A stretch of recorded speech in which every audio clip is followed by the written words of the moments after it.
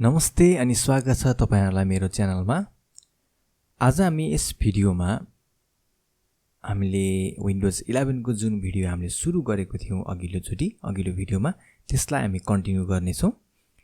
यदि तपाईहरुले यो अघिल्लो भिडियोलाई तपाईले हेर्नु भएको छैन भने माथि आई बटनमा तपाईले लिंक भेट्न सक्नुहुन्छ, त्यहाँ क्लिक गर्नुस्।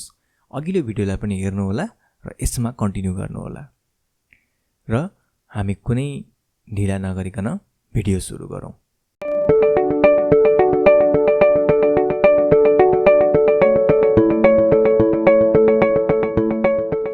आजको यो भिडियो सुरु गर्न अघि म तपाईहरुलाई एउटा अनुरोध गर्न चाहन्छु। यदि तपाईहरु मेरो च्यानलमा नयाँ हुनुहुन्छ भने कृपया गरेर च्यानललाई सब्स्क्राइब गरिदिनु होला र बेल आइकनलाई दबाइदिनु होला र नेक्स्ट चोटी मैले भिडियो अपलोड गरेको खण्डमा तपाईहरुले नोटिफिकेसन पाउन सक्नुहुनेछ। साथै यो भिडियोलाई लाइक गर्न नभुल्नु होला, साथीहरुसँग शेयर गर्न पनि नभुल्नु होला र कृपया गरेर भिडियोलाई चाहिँ सुरुदेखि लास्टसम्म हेर्नु होला। युट्युब को एल्गोरिदमलाई अलिकति सपोर्टिभ बनाउनु होला है। ओके, अस्तिको भिडियोमा हामीले यसको हाम्रो विन्डोज 11 लाई पर्सनलाइज गर्ने कुरामा कन्टिन्यु गरिरहेको थियौं, जसमा हामीले ब्याकग्राउन्ड कलर्स, थीम्स र लक स्क्रिनलाई हेर्यौं। आज चाहिँ म तपाईहरुलाई यो स्टार्ट मेनुबाट सुरु गर्दै छु।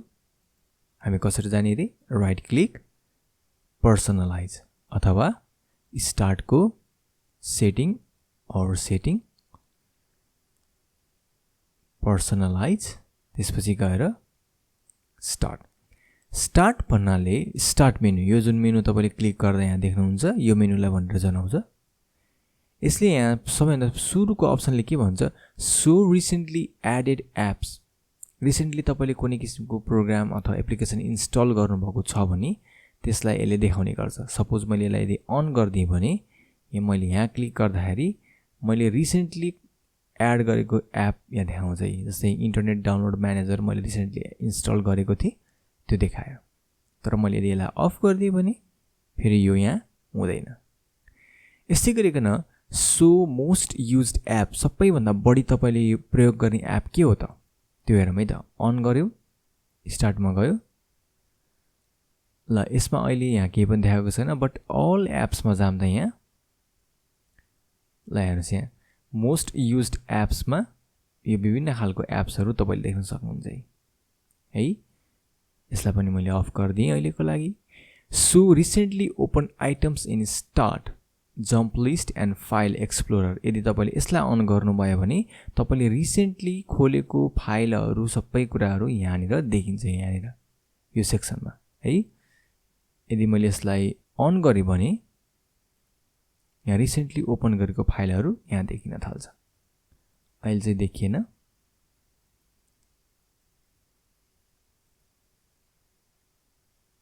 ओके, सो यसले अब यसपछि बल्ल डिटेक्ट गर्नेवाला छ है। मैले यसलाई अफ गरिदिएँ नि अहिलेको लागि। Folders, these folders appear and start next time the power button. तपाईले पछि कम्प्युटर अन गर्नुभयो भने यो पावर बटन जुन तपाईले देखिरहनु भएको छ यहाँनिर, यसको साइडमा के देखिने भनेर तपाईले चुज गर्न पाउनु हुँदो रहेछ के। जस्तै मैले अहिले यहाँ setting, user folder personal folder गरेको छु।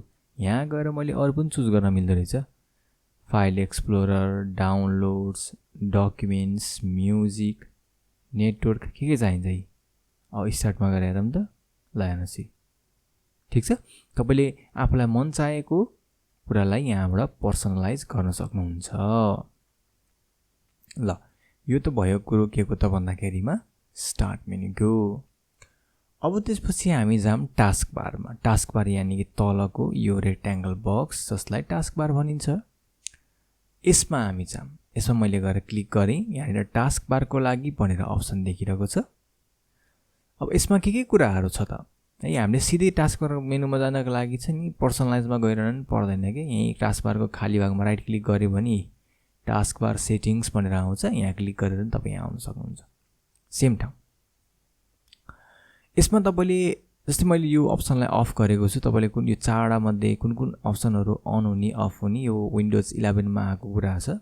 टास्क भ्यू र सर्च त पहिले पनि थियो, विजेट्स पनि थियो। यसमा च्याट्स पनि नयाँ आएको छ। मैले यसलाई अन गरिदिएँ भने तपाईले तल हेर्न सक्नुहुन्छ है, यो माइक्रोसफ्ट टिम भन्ने एप्लिकेसन यसले अन गर्ने गर्छ, एउटा च्याट गर्ने यताउति हैन, यो गर्न मिल्यो हामीले। यसै गरी विजेटमा चाहिँ तपाईले यहाँ साइडमा हेर्नुहोस् त, यहाँ देख्न सक्नुहुन्छ है। ओ यसले त खोल्यो, यसलाई मैले बन्द गरे, यहाँ क्लिक गर्नुस्।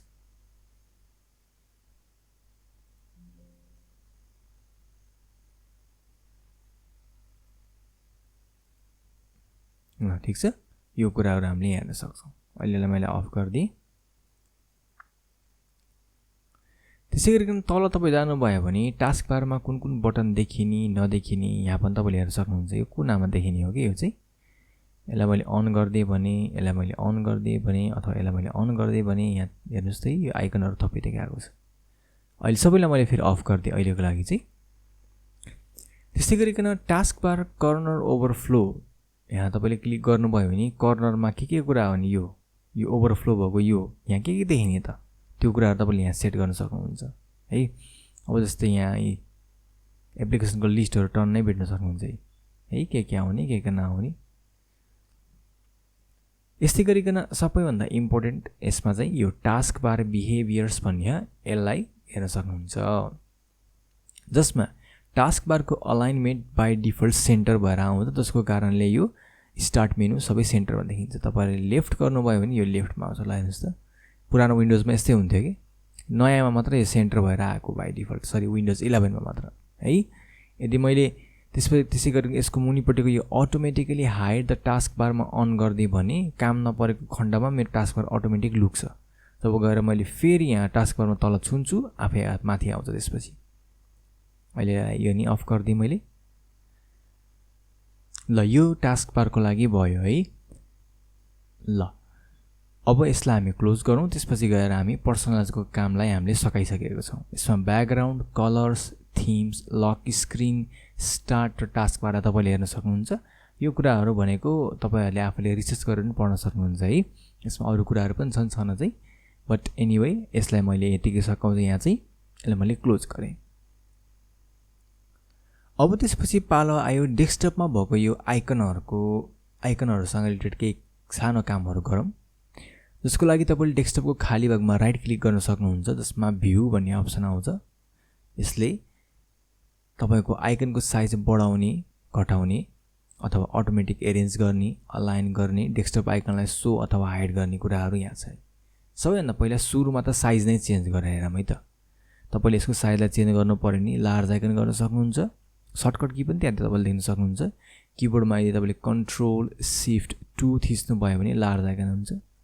मिडियम आइकनको लागि छुट्टै र यस्तै गरिकन स्मल आइकनको लागि छुट्टै। अथवा तपाईले अर्को के काम पनि गर्न सक्नुहुन्छ भन्दा किबोर्डमा कन्ट्रोल बटन होल्ड गरेर तपाईले आफ्नो माउसलाई रोटेट गर्न सक्नुहुन्छ। सरी माउसको व्हीललाई अथवा स्क्रोल बटनलाई रोटेट गर्न सक्नुहुन्छ। यो रोटेट गर्दाखेरि पनि यसको साइज बढ्ने अथवा घट्ने हुन्छ। ठीक छ, राइट क्लिक भ्यू। अहिले फेरि मैले मिडियम गर्दिए अहिलेको लागि चाहिँ। यस्तै गरिकन यहाँ तपाईले लास्टमा सो डेस्कटप आइकन, यसले चाहिँ सो र हाइड गर्ने गर्छ। हाइड भयो फेरि सो भयो, सेम अप्सनले सो पनि गर्छ हाइड पनि गर्छ। अब एकपल्ट एउटा यस्तो इन्सिडेन्ट भयो कि एकजना मान्छेले यस्तै गरेर डेस्कटप कम्प्युटर बनाउन ल्याउनु भयो, सीपीयू नै बोकेर ल्याउनु भयो। उहाँको डेस्कटपमा जस्ट के बारे छ भन्दामा आइकन लुकेर रहेछ। अब त्यो आइकन निकाल्दियो, अब के बना जस्तो गरेर गर्दै 500 रुपैयाँ ठडाइदियो। त्यसो देखिन्छ कि त्यो बेसिक नआउने भएपछि बेसिक कुराहरु जान्नु भन्यो भने यस्तो समस्याहरु पनि देखिन सक्छ। त्यसकारण त्यो कुराहरुलाई ख्याल गर्नु होला है। ल अहिलेको लागि मैले यसलाई सो नै गर्दिए। अनि एउटा अटो एरेन्ज आइकन र अलाइन टु ग्रिड भन्ने अप्सन छ के। यो अटो एरेन्जले चाहिँ के गर्छ त भन्दाखेरिमा हाम्रो आइकनलाई अटोमेटिक यो यसरी लाइनै यसरी यो एउटा सिस्टमेटिक तरिकाले लाइनै मिलाएर राख्ने काम गर्छ कि। जस्तै हेर्नु है, अब म यसलाई क्लिक गर्दै घिसार्छु, माउस क्लिक गरेर माउस बटन नछोडिकन तपाईले यसलाई घिसारेर यता ल्याउन खोज्नु त सर्दैन कि। जसरी नि त्यही गएर बस्छ, तलमाथि बस्ला तर त्यही बस्छ। तर जब तपाईले भ्यूमा गएर अटो एरेन्जलाई अफ गर्नुहुन्छ, अब सार्नुस् त यसलाई। ल हेर्नुस्, अब चाहिँ फेरि सर्न थाल्छ है। तर पनि यहाँनिर एउटा चाहिँ के भइरहेको छ भन्दाखेरिमा यो एउटा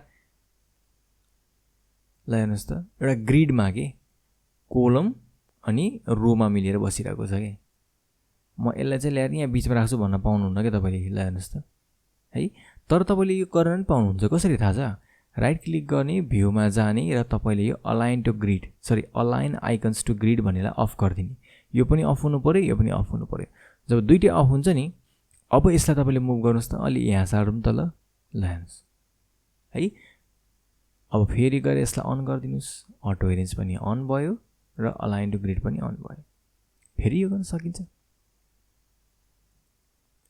अब यस्तै गरिकन आइकनलाई हामीले सर्ट बाईमा जाम सर्ट गर्ने भनेको मिलाउने एरेन्ज गर्ने है अब नेम गर्नुभयो भने तपाईँले नाम अनुसार हैन अल्फाबेटिकल अर्डरमा हुने हो कि कसरी मिलाउने अब हामीले एक्जाममा सिम्बल नम्बर अनुसार के सिम्बल नम्बर अनुसार अल्फाबेट अर्डर अनुसार बस्ने गर्छौँ त्यसरी नै सर्ट गर्ने मिलाउने नेम गर्नुहोस् त त्यही अनुसारले चेन्ज हुन्छ अथवा तपाईँको साइजको आधारमा साइज भनेको यसले डिजिटल स्पेस कति लिइरहेको छ तपाईँको कम्प्युटरमा हैन से किलोबाइट मेगाबाइट त्यसको आधारमा पनि हुन्छ आइटम टाइपको आधारमा अथवा डेट मोडिफाइड कहिले क्रिएट भएको अथवा मोडिफाई भएको त्यसको आधारमा पनि हामीले यसलाई एरेन्ज गर्न मिल्छ है बाई डिफल्ट मलाई चाहिँ यस्तै मनपर्छ कि जहिले पनि युजर फाइल माथि त्योभन्दा मुनिपट्टि दिस पिसी network recycle bin control panel कतिपयले जस्तै तल देख्नुभएको आइकनहरूको जुन प्रोग्रामहरूको आइकन छ यसलाई पनि ल्याएर यहाँ राख्ने गर्छ तर मलाई चाहिँ त्यस्तो मन पर्दैन त्यस कारण मैले चाहिँ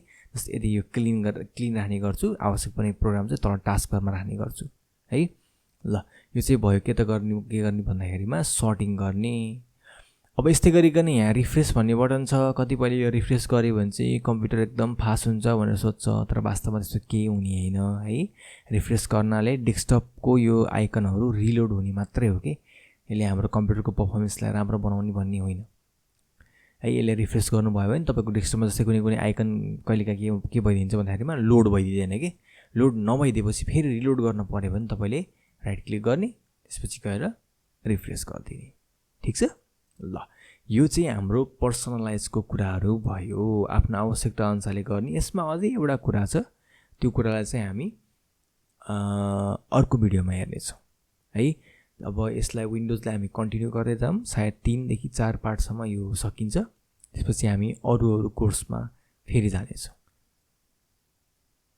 यदि तपाईँहरूलाई यो भिडियो मन परेको भए लाइक गर्न नभुल्नुहोला केही कुरा केही जिज्ञासाहरू केही प्रश्नहरू मनमा भएको भए कमेन्ट बक्समा गएर कमेन्ट गर्न पनि नभुल्नुहोला आफ्नो साथीहरूको माझमा यसलाई सेयर गर्न नभुल्नुहोला है र जहिले पनि भिडियोलाई सुरुदेखि अन्तिमसम्म हेर्नुहोला